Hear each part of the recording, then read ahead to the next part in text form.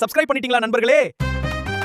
வணக்கம் நண்பர்களே. ஒரு சபாநாயகர்னா இப்படிதான் இருக்கணும் அப்படின்னு சிறந்த எடுத்துக்காட்டு யாருன்னா நம்ம தமிழ்நாட்டு சபாநாயகர் மாண்புமிகு ஜேசிடி பிரபாகரன் அவர்கள் தான். எப்படி சிறந்து விளங்குறாரு அப்படிங்கிறத நம்ம பார்ப்போம். மாணவர்களுடைய போராட்டத்துக்கும் படத்துக்கும் எந்த சம்பந்தமும் இல்லை. இந்த படத்துக்கும் மாணவர்கள் போராட்டத்துக்கும் எந்த சம்பந்தம் இல்லை, அது எங்களுக்கு நல்லாவே தெரியும். ஆனால் அப்படி ஒரு சிறந்த படம் ஜனநாயகன் திரைப்படம் கிடையாதுங்கிறது எங்களுக்கு நல்லா தெரியும். இப்படி ஒரு எழுச்சியான திரைப்படங்களை நம்ம விஜய் அவர்கள் எடுக்கலை.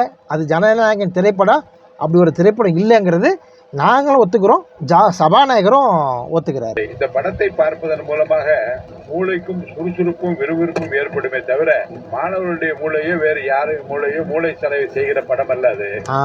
இந்த படம் வந்து மூளைக்கு சுறுசுறுப்பையும் விறுவிறுப்பையும் தருன்னு அவருடைய முதல்வர் நடித்த திரைப்படத்திற்கு ஒரு நற்சான்றிதழும் தராரு சபாநாயகர் அவர்கள். உண்மையிலுமே இந்த கேள்விக்கு அவர் என்ன பதில் சொல்லியிருக்கணும்? மாணவர்களுடைய போராட்டம்ங்கிறது வேறு, இது திரைப்படம். இது ஏற்கனவே, அதாவது இந்த மாணவர்கள் போராட்டம் எழுச்சி ஏற்படுவதற்கு முன்னரே இந்த திரைப்படம் வந்து ரிலீஸ் ஆகிறதுக்கு ஏற்பாடு பண்ணிட்டாங்க. அதனால் திரைப்படம் பாட்டு ஓடிக்கிட்டு இருக்கட்டும், அதை ஏன் இதோட சம்மந்தப்படுத்துறீங்க? மாணவர்கள் போராட்டம் உண்மையிலுமே பாராட்ட தகுந்தது இல்லை, மாணவர்கள் போராட்டம் தேவையில்லாதது அப்படிங்கிற கருத்தை தான் அவர் சொல்லணும். இதுக்கு தேவையில்லாமல் இவர் என்ன சொல்கிறார் அப்படின்னா, ஜனநாயகன் திரைப்படத்தை பார்க்குறனால மாணவர்களுடைய மூளை வந்து சுறுசுறுப்பும் விறுவிறுப்பும் அடையும் அப்படின்றார். இந்த கொடுமையை எங்கே போய் சொல்கிறது? நம்ம எப்படி சபாநாயகர்னா இப்படி தான் இருக்கணும்னு நினச்சோமோ அது மாதிரி அமைச்சர்கள்னால் இப்படி தான் இருக்கணும் அப்படிங்கிறதுக்கு உதாரணமாக தான் இந்த அமைச்சர்கள் திகழ்கிறாங்க. அந்த காட்சியை நம்ம பார்ப்போம்.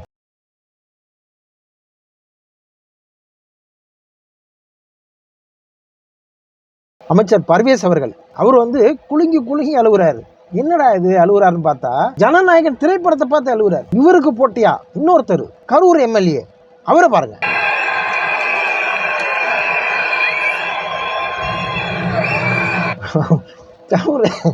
கரூர் எம்எல்ஏ மதிவாணன் அவர்கள் அவரோட அழுகையை பார்த்தோன்னே இன்னும் கொஞ்சம் கூட பெர்ஃபார்மன்ஸ் பண்ணுறாரு.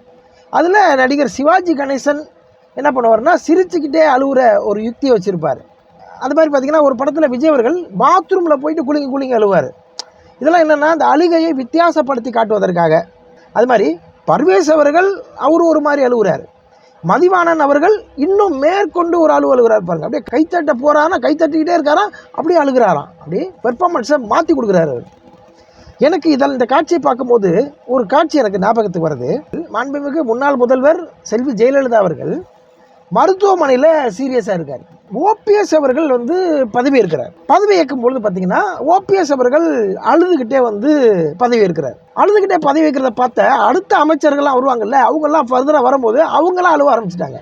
ஓபிஎஸ் அவர்கள் அழுதோடனே அவரை மிஞ்சுறதுக்கு பெர்ஃபார்மன்ஸ் பண்ணுறதுக்கு நிறைய பேர் அழுதுகிட்டே இருந்தாங்க. அதெல்லாம் வந்து விமர்சனமாக அந்த காலகட்டத்தில் விமர்சனமாக பேசப்பட்டது. இந்த காட்சியை பார்க்கும்போது எனக்கு அந்த காட்சி ஞாபகத்துக்கு வருது. இன்னொரு காட்சியை பார்த்துருந்தாங்களே, ஒன்னும் சொல்ல முடியல, ரொம்ப கஷ்டமா இருக்கு தளபதி கடைசி படம், ரொம்ப கஷ்டமா இருக்கு. இனிமே ஒரு நிரந்தர முதல்வராக இருக்க போறாரு, அதனால இனிமே வந்து படம் நடிக்க போறதில்ல விஜய் அவர்கள்னு ரொம்ப குலுங்கி அழுகுறாங்க. ஏப்பா உங்க தலைவர் கடைசி படம் நடிக்கிறாரு, அதை திரையில நிழல்ல பாக்குறீங்க. ஒரு நிழல் காட்சியை பார்த்து இத்தனை அமைச்சர்கள் அழுகுறீங்களே. கரூர்ல முன்னாள் அமைச்சர் ஒருத்தர் அழுதாரு, ஞாபகம் இருக்கா? இதே தாவேக்கா தொண்டர்கள் அத்தனை பேர் கொச்சைப்படுத்தி பேசுனீங்களே, ஞாபகம் இருக்கா? அன்பில் மகேஷ் அழுதாரே, அந்த காட்சி ஞாபகம் இருக்கா? திரையில நடிக்கிற ஒரு நடிகரை பார்த்து அவர் இனிமே நடிக்கவே மாட்டாருன்னு நினைக்கும் பொழுதே உங்களுக்கு அழுக வருதுன்னா, ரத்தமும் சதையுமாய் இருந்த உறவுகள், குழந்தைகள், ஒரு அமைச்சரை விடுங்க, ஒரு தகப்பன் ஸ்தானத்தில் இருக்கிற அந்த அமைச்சருக்கு இல்ல, அமைச்சர் இல்ல, அந்த தகப்பன் ஸ்தானத்தில் இருக்கிற சாமானியனுக்கு அழுகை வருமா இல்லையா? அந்த அழுகையை நடிப்புன்னு சொன்ன நீங்க இன்னைக்கு நடிக்கிறீங்களா இல்லை உண்மையிலுமே அழுகிறீங்களா?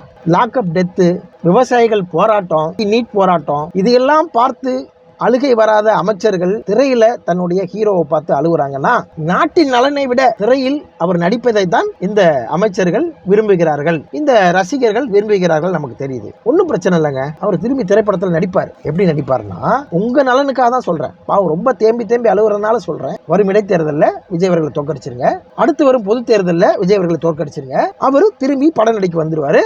அவர் படம் நடிச்சுக்கிட்டே இருப்பாரு, நீங்க பார்த்துக்கிட்டே இருக்கலாம்.